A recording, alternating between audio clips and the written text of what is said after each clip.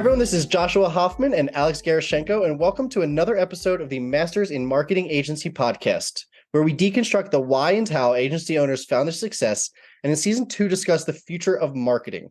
Today, I have Sara Helmy, the founder and CEO of Tribune, a creative advertising and branding agency that focuses on human connection and developing consumer loyalty by innovative use of progressive advertising media. Welcome, Sara. Thanks for having me. So we obviously spoke before this to prep for the episode, and there was one word that kept coming up, and that word is unconventional. So that's exactly where I want to start. And you mentioned Tribune does a few things that are unconventional, which we'll talk about in a second. But it sounds like everything started in college with your first company, Part Apparel. So can you tell us a little bit more about what that was and why it was unconventional? Okay, so in college, I was one of those kids that like bounced around major to major. And I finally landed in business, and I was taking an economics course, and the professor was pretty much like, your project this semester is going to be focused on the working poor and raising money for those that unfortunately are, homeless or really struggling to make ends meet. So we formed Part Apparel. We had this idea of, let's just put some artists' designs on t-shirts and go to parties and sell them, and anything that we make, we'll order a next round of t-shirts, and everything above that goes to the cause. And we just fell in love with that so much, and the class ended and we wanted to keep going. So that's pretty much what Part Apparel did, and it was an excuse, honestly, to have fun. That was kind of how I found my love for marketing and entrepreneurship too. And we ended up, doing cool things like throwing the largest fashion show that Corpus Christi had ever seen at the time. We had like 800 people in attendance. And it just allowed us to be a part of, something that was giving back. It was for good reason. For me, it was learn in a really fun way about the realities of like being in charge of something, founding something, making ends meet, being responsible for money, having that kind of responsibility to see the next day. And so we just kind of I just ran Part Apparel until college ended, really, and then after college, it's like, what's next?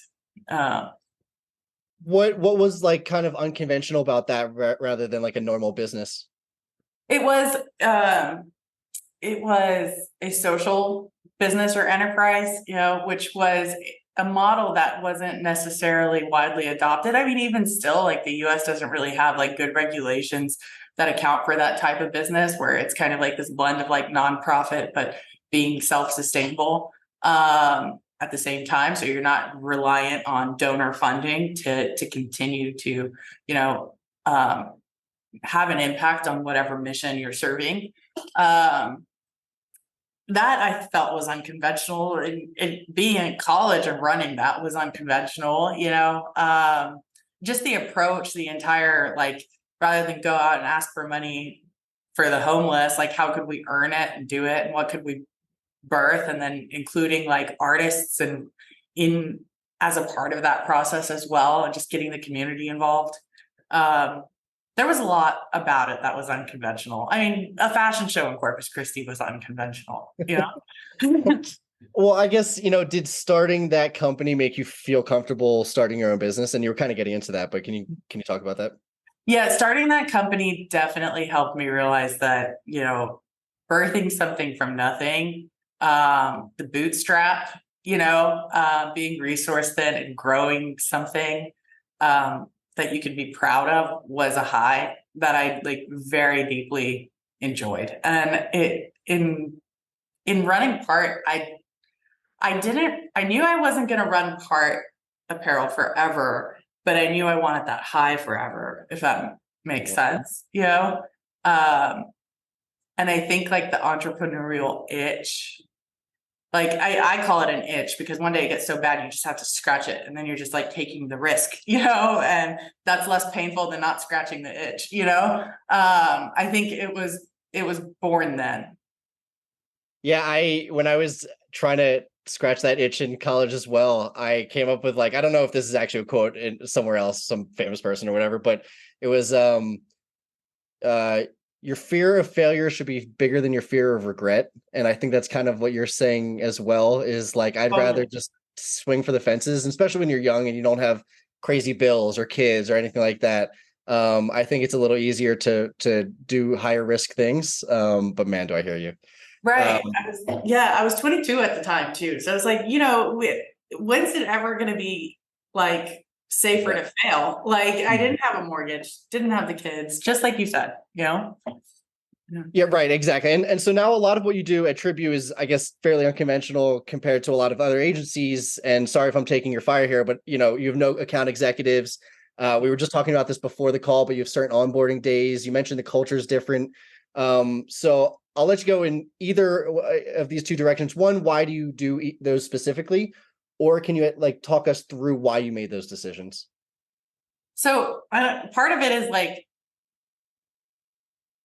part of it's kind of like ignorance in a way that landed us in a good spot, like good, healthy ignorance. Tribute started when I was 22 years old. And so like part of the reason we didn't have account executives at the start was that like we didn't know what they were, and we couldn't, we knew that the brands we were serving needed design or needed a website. And so we were bootstrapped and we got what we needed and we didn't know what account executives were, that's how it started.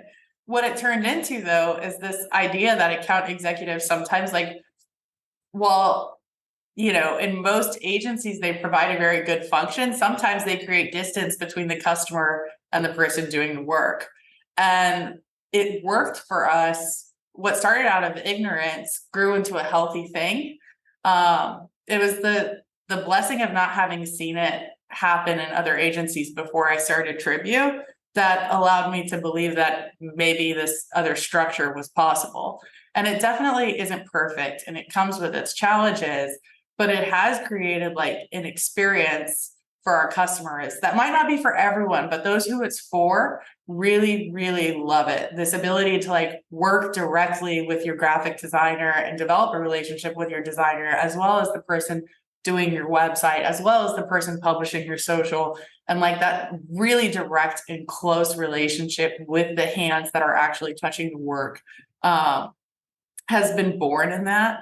I don't know if that like fully answers the question, but that's kind of just the general gist of like how it came to be. That's one of the ways we're unconventional. A lot of it came from just starting an agency without having had much time working in another agency. So you kind of like figure out what works as you go along, and that doesn't always land you in the standard agency model. And so another way that's been very true for us beyond just like not having account executives is this idea of tribes. So what we've done instead is like you've got every partner, that's what we call our customers who work with Tribune, has their own tribe, and it's the same designer, it's the same social media marketer, the same web designer, and the same digital marketer that work together on a tribe and serve that client and their business. And so it's almost like you have like a team that feels a little bit like your own marketing team, and whether or not they're collaborating with the in-house marketer over there or straight with the entrepreneur who's designing this business from the ground up changes, but it's just an unconventional way of operating. I feel like that was born kind of from starting an agency at 22. There are some things we've learned like from other agencies that we felt, hey, it would have been really nice to know that sooner, but I think it's just kind of like the good and the bad, or like it's a very paradoxical thing having started that way. And it's led to some ways that were really not normal. But it's in some of those ways are really great, Don't call them clients, call them partners. Got it. Okay. Call them partners. Yeah. I used to do the same thing. My first company was like online booking for groups for like restaurants and stuff. Yeah.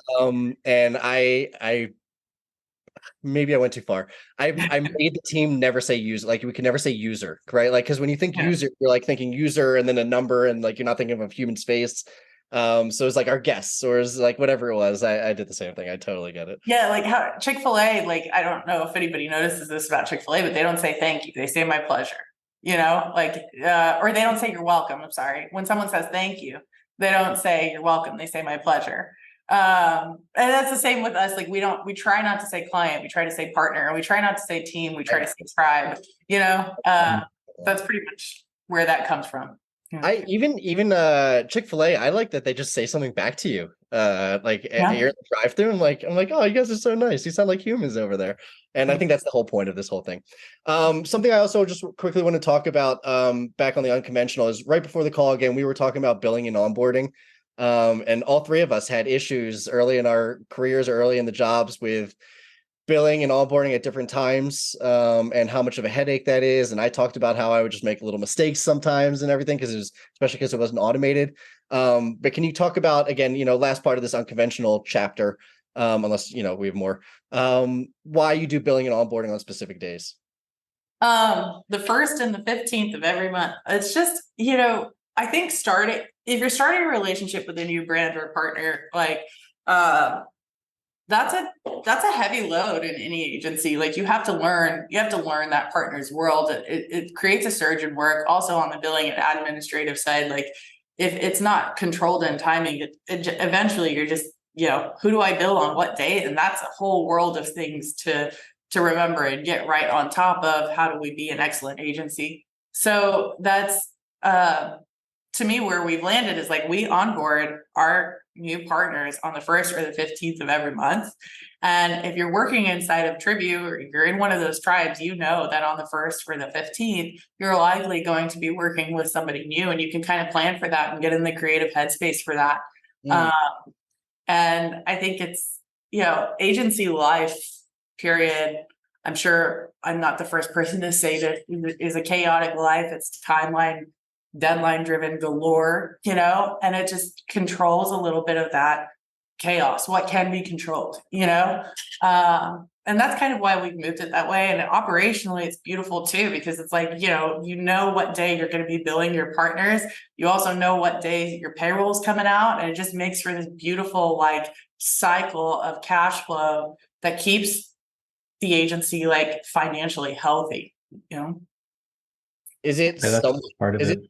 Is it somewhat automated? And if so, what tools do you use? It is automated. I mean, you get ACH and credit card authorizations. We're just using, honestly, QuickBooks Online. We should probably save on some merchant fees by looking at some better tools, but we're just using QuickBooks Online. Keep it simple. We use Stripe. Finally realized we had to automate. We use Stripe. I don't remember what oh man, I used to know that the back of my hand what the charges were, but not anymore. not the subscription game. It's probably a good thing not to know, because those really big names have the highest purchase. 30 cents 2.3 plus 30 cents. I mean, I guess it's making money, so it's always good. You always do it. It's like the money day, but oh man, billing. Okay, cool. So at this before point, you go on, Josh, a question. So you have the onboarding cycle, which is great. We've actually started since our discovery call. We mentioned it's one of our partners. Awesome. And it was interesting. Yeah, initially I couldn't remember where I heard it, but then as we got on this call, I was like, oh, that's right, Sarah does this at Tribune. So when your partners are direct to your tribe, and with any digital marketing agency, there's potential overages or things that weren't planned in the initial scope, and things may fall out of scope. If the partners are talking directly to the team, how is that controlled? Because the partners may ask for certain things. Is your structure for your retainers a certain way, or allows that flexibility, or do you have to then do something on the back end? Oh man, that's an incredible question.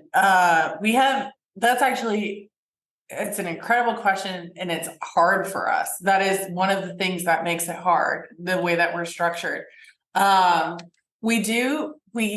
We talk about scope a lot at the start, and we set expectations there. At the same time, we don't want our partners just to stay within scope. We want to grow our relationship, with the brands that we're lucky to serve, So another unconventional to Tribune is that we have like a sales department. You know, some agencies have their new business team. We have we have 3 solutions consultants. That's what we call them. And their entire function is to listen to a tribe when a tribe is saying, hey, this partner needs this, and then go execute and have that conversation. You know, so there is a resource internally inside of Tribune where if you're working on a tribe and you see that there is a need for something that is not within that scope, right? We don't want to put them in a situation where they're saying no. Their job is to basically, you know, do the best they can for that brand. And we don't necessarily want them, we want them to be mindful of resources. We want them to be mindful of scope, but we don't want them to be hindered by that, you know? So that solutions consultant or our sales team, like they serve two things really. A huge part of what they serve is those tribes. You know, if there is something that's needed in addition, it doesn't really matter if it's the 1st or the 15th or whatever time it is, like they can go in and have that conversation, and they do have those relationships with our partners, you know? And then also like they're responsible for bringing in the new. So that's kind of how we've gotten there, is like that bridge has to be very strong between like the tribe and the solutions consultants at Tribune. That sounds like a great setup. So It's not perfect. You know, there's a lot of human judgment involved in that process that has to be gotten right. It's not perfect, but I do think it's better than, we never want our partners to have the experience of like, sorry, that's not scope. Say, you know, which you hear a lot. Yeah. Most people working with digital agencies hear that a lot. You have certain parameters. So you allow them to go as far as they want, and then the solution consultant is listening to those conversations and just essentially keeping an eye on how are we doing? Is this fault? Essentially, are the expectations met that what we signed up to do together is still what we're doing together, or has it expanded?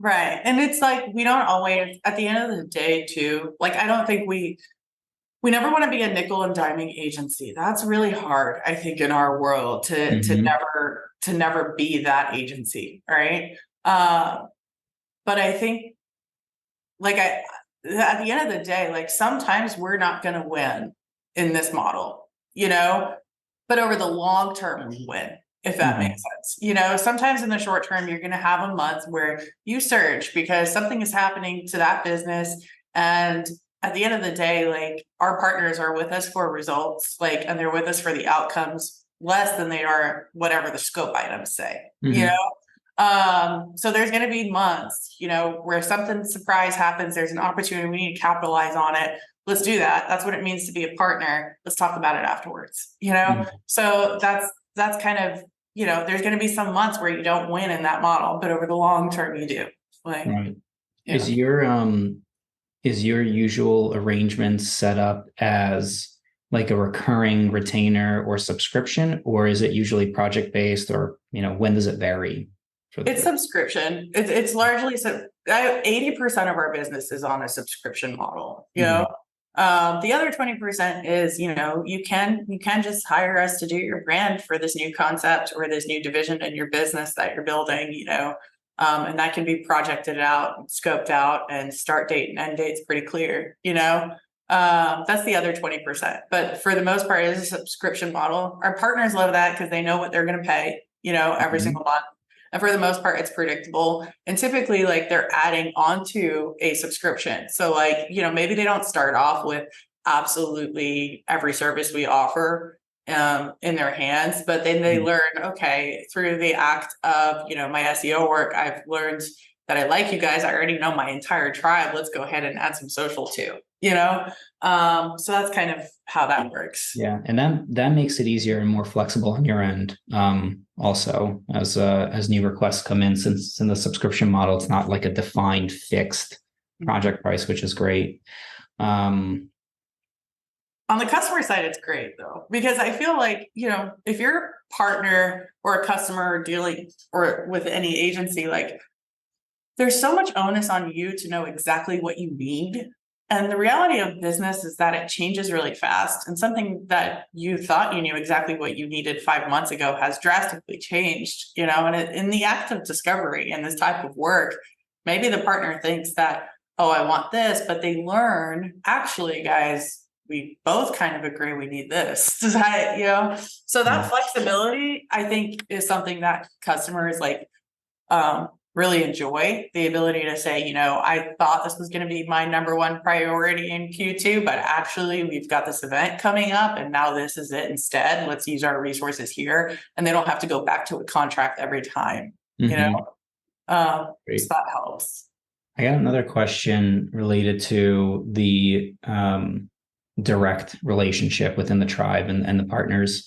So covered on the cost front, which is great that you have a solution there and that it works. How about on the communication side? How are you handling communication between the team and the partner on an ongoing basis? There is nothing happens ideally, right? But in the ideal world, you're talking to each other, you're sitting down once a month to review absolutely everything that's been done and what the numbers look like. And that's the part that they really listen to. Like, what do the numbers say? In an ideal world, we're doing that once a month. And then in between, it's phone calls. Like, I try really hard to we all try at Tribune. We're not perfect at this, but we try really hard to let's please not have this scheduled recurring repeating meeting that bogs down everybody's calendar that both sides eventually end up feeling, is just another meeting on top of many meetings I have to attend. Let's make that once a month discussion really count. And let's just pick up the phone and call each other in between. So you've got some partners that you end up talking to, I don't know, 3 or 4 times a week. And you've got other partners that that once a month meeting is very important to them. They come prepared every single time. We come prepared every single time, and we're not going to see them again for another month, probably. Maybe we'll talk to them once if something comes up in their world, in between. And that, I will say that the communication for the structure we have is a little bit burdensome. You need 4 people to be in the loop all the time. If someone's on a full service subscription with Tribune, you need the social media marketer to know what's going on, the designer to know what's going on, the web designer and the digital marketer. But honestly, it's just keep everybody CC'd. There's a lot of reading, and we do have an L10. Each tribe has their own L10. I'm not sure if y'all are familiar with L10s, from Traction. It's a prescribed meeting agenda that's really effective at surfacing issues, solving issues, discussing issues, and also sharing news and updates. And so every tribe has their own internal L10 once a week. And that helps with that as well, just keeping everybody in the loop in terms of what conversations have been had and what's happening in all of these businesses that we're serving. Okay, that makes sense. I just quickly Googled that so I could look at it later, and everything you're saying, I'm going to dive into that. And I told you Alex ask great questions. But are there, to piggyback off of you guys, are there any situations that you learned from and kind of said okay, we're not doing this again? So many in regards to a lot. And anything that comes to mind based on a lot of stuff that we were just talking about with scheduling and anything like that? Yes, I think there are situations where there's natural conflict in our model, and conflict, I think, is healthy, right? In any business, it means that people are coming from their perspective with deep care, So there's conflict. Obviously, the solutions consultant, really wants to say, yeah, we can get this done by this time, right? But the tribe might say, hey, wait a second, hold on, I've got these commitments already happening. Can we get this done by this time for real? And that kind of conflict, I think, is healthy. Something we've learned the hard way is that that conversation should never be skipped, and that conflict should always happen to a good resolution. I think culture-wise, we haven't always also had the amazing culture we do today. Our operations really unconventional, which means our culture has to be kind of unconventional to work with it. And we've done a lot of great work to get it there. And I love the people that we're working with right now. I'm so happy they are our tribe. But it wasn't, in transparency, it wasn't always that way. because it's unconventional, like there's a lot of learning when you come to work at Tribune of how Tribune works. Whereas like if you're coming from another agency, like you might just be like, this is exactly the same as the last one I was at, or maybe there's some minor differences or nuances. And so we've learned like we have to put in a lot of training and effort and teaching into how we work, how we're different, why we're different, and why, like, what of those things that are different are we open to changing? Do we actually need better process on? And what are those things and ways that we're different that we're not open to changing? Like, for example, like, we're not going to have account executives one day, so culture wise, I think we've had some messes in the past by not communicating those things as well as we do now, and making sure that we communicate them in our hiring process, like at the front before the relationship begins. This is how we're different. How does that jive with you? Honestly, Mhm. Yeah. Yeah, completely. Now I just want to take a step back. And can you actually just tell us a little bit more about the business? Yeah, so Tribune means tribe in Latin. There's two areas that we focus on, branding and digital marketing. We try the reason we're called tribe in Latin is we believe that if you build a really great brand, and a really strong tribe is going to follow as a result. And those two service areas are very much on purpose. If you've got a really strong brand and you've got really strong digital marketing, then you've got creative that's measurable.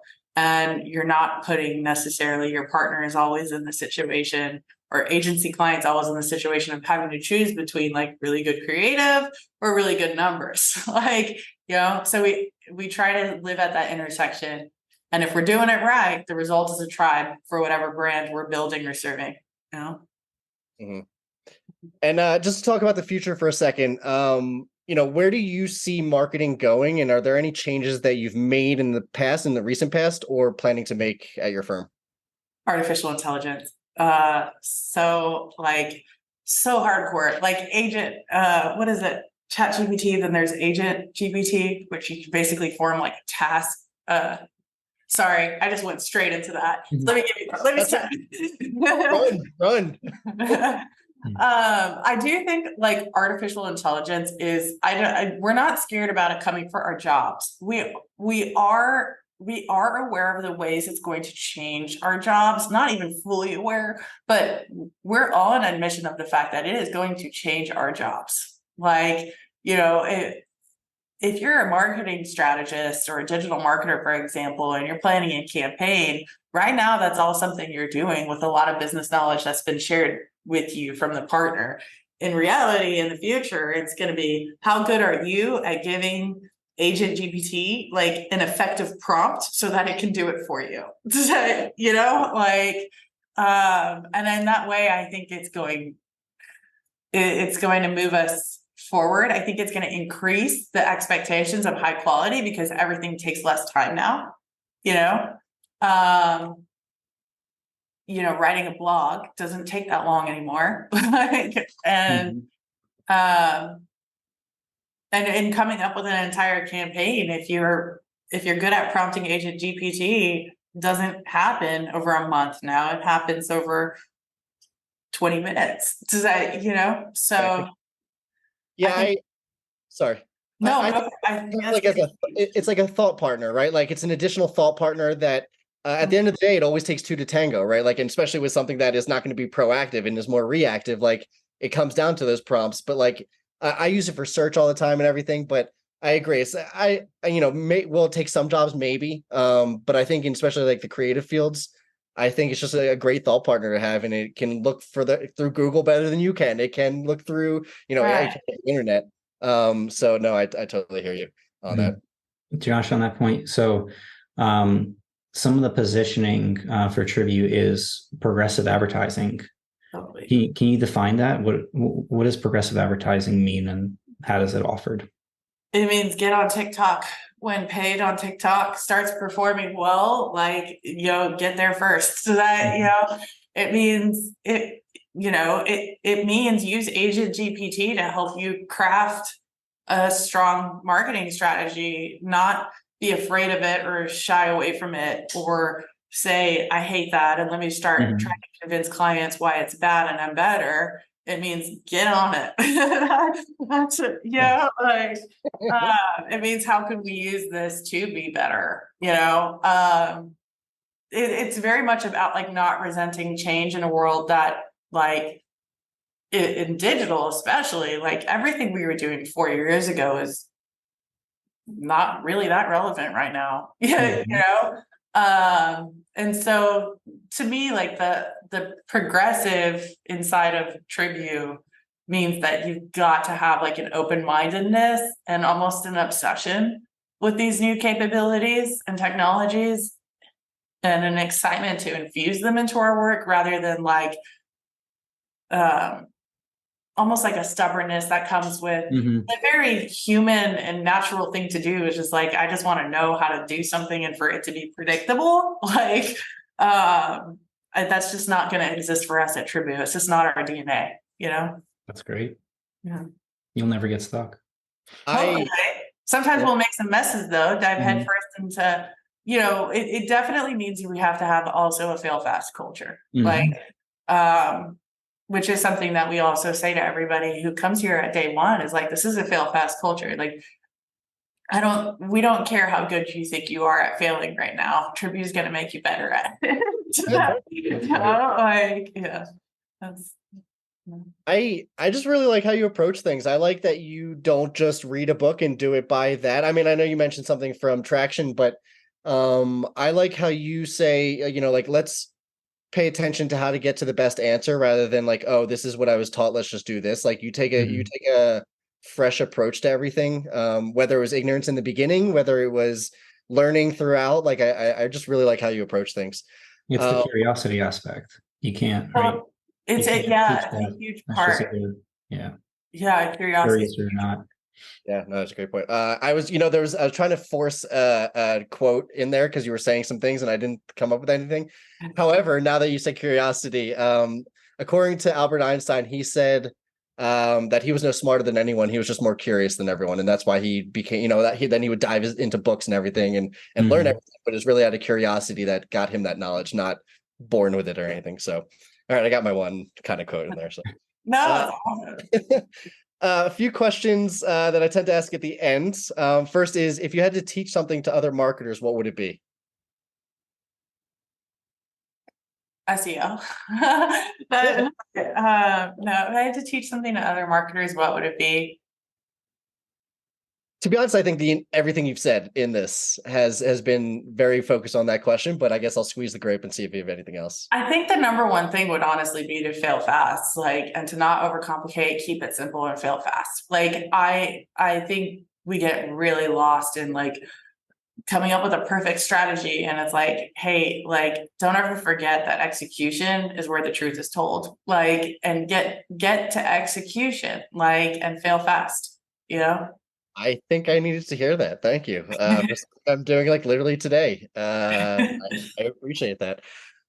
So a lot of the listeners, if they listen to previous episodes, they know we're kind of starting to build this community with a lot of the guests, and we're focusing on, whether it's referrals or just helping out everyone. And obviously some people say they're full service, but at the end of the day, we all focus on the things that make us great. And sometimes we need to partner with others. So how can you work with other marketing agencies, or what services can you partner with other agencies?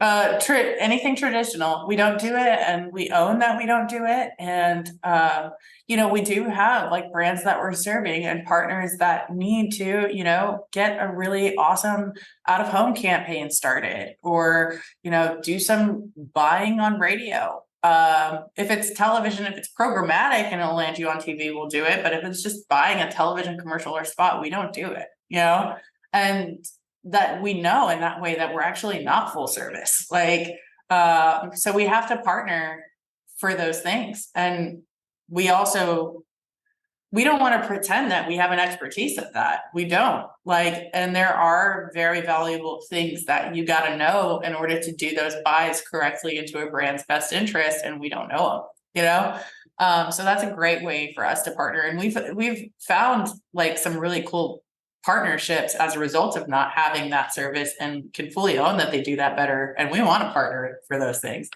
influencers as well, like in social, especially like services and tools that are aggregating good influencers, that's been something that we've been partnering with. And traditional PR, we don't do. Like, is there an aspect of PR in our work?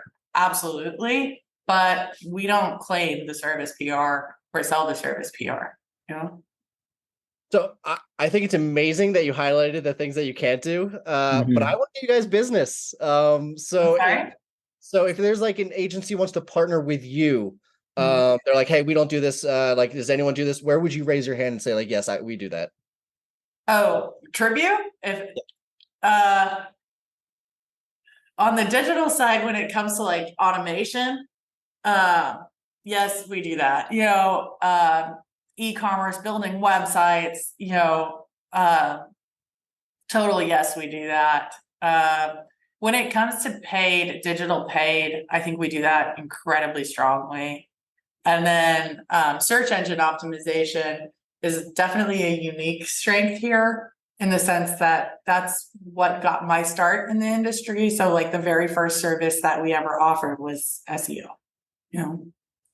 We have that in common. I'm gonna break, and I think Alex was kind of thinking the same thing. And a lot of people start in SEO and then they break off. Or either they break off, or obviously it's not their core service anymore. Is it the right question to say like what percentage of your business is now just SEO stuff versus everything else?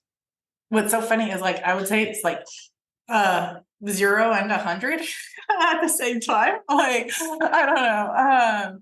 In the sense that like it's very rare that we actually sell straight SEO. Like I think SEO is a function of a lot of digital marketing work happening well now. So for example, like when you build a website, there's a huge amount of SEO that should be considered in that. And so we're oftentimes selling the website, but we're doing a lot of SEO,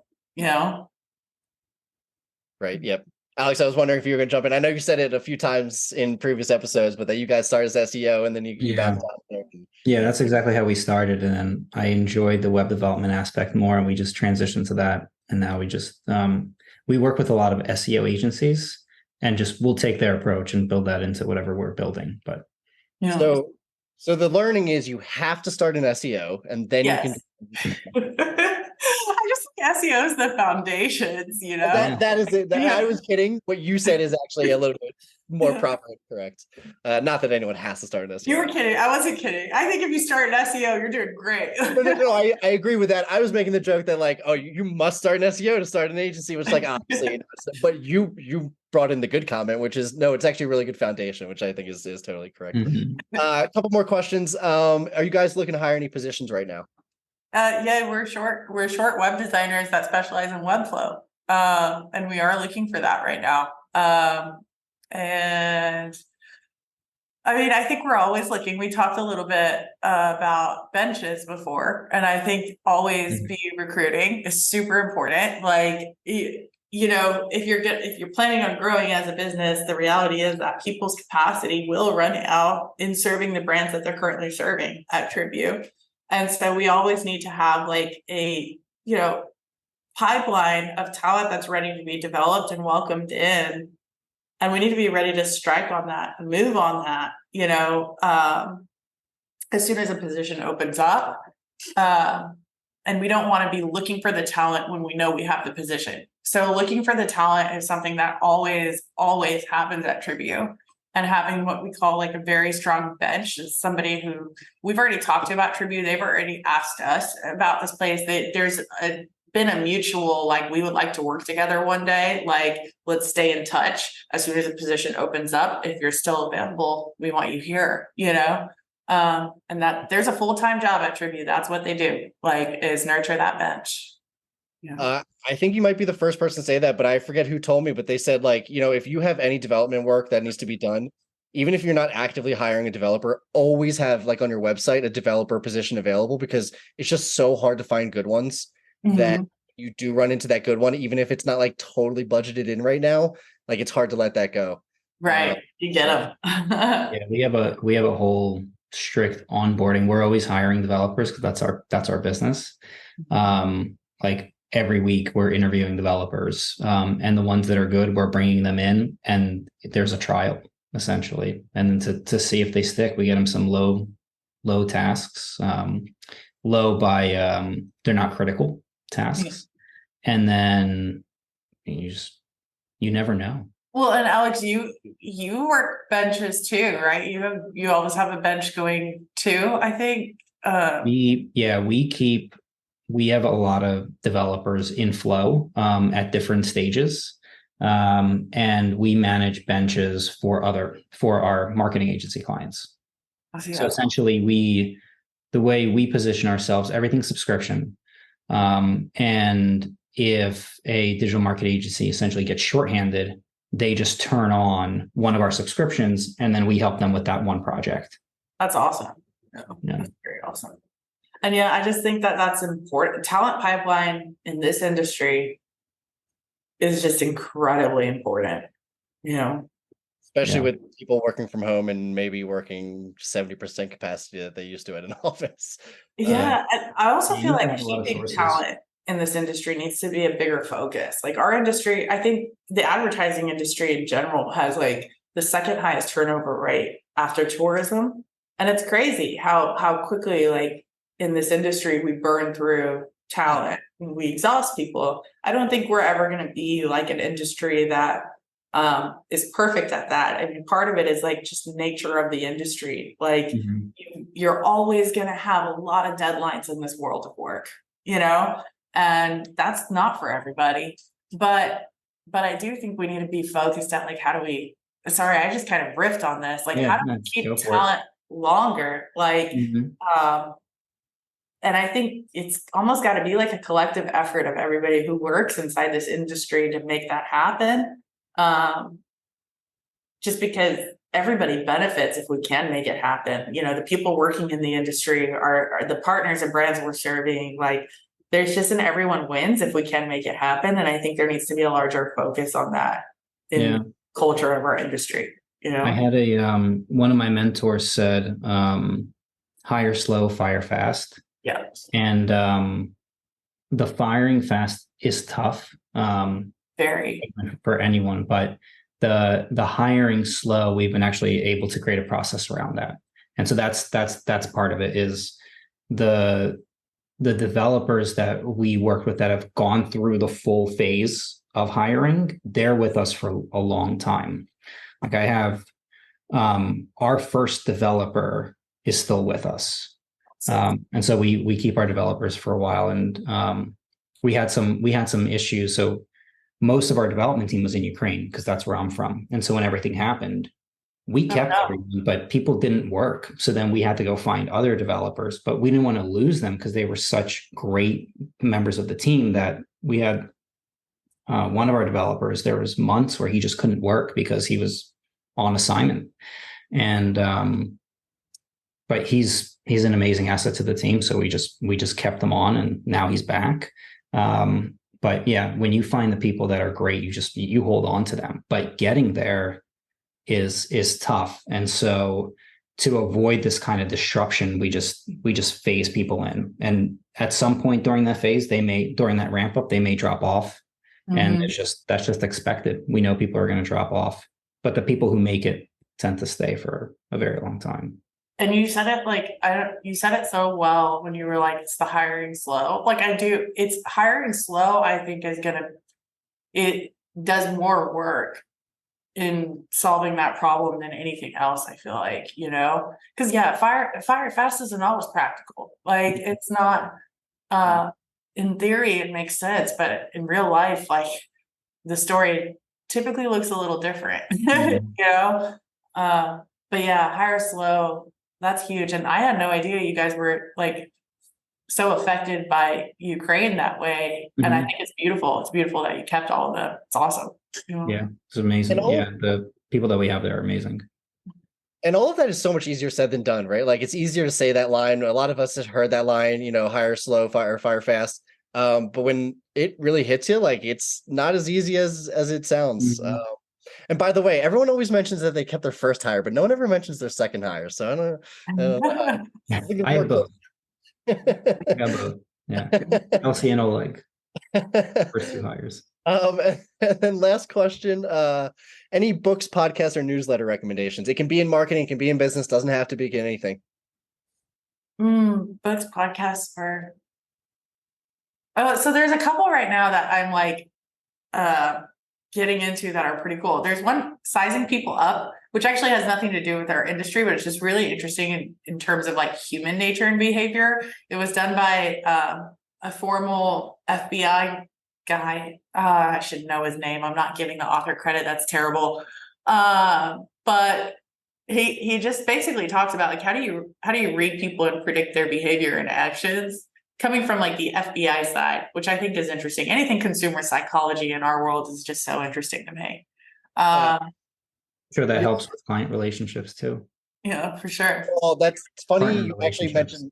It's funny you mentioned that on the last question, because I had like a whole segment of questions around. So your LinkedIn mentions you're interested in human connection and consumer psychology, and I like, but like it never went in that direction. So I never got to ask any or even like bring that up. So thank you for at least checking me off. It's your question in your book, but I'm glad you at least like kind of got into that, because I wanted to dive into that. So anything else on the book or podcast side?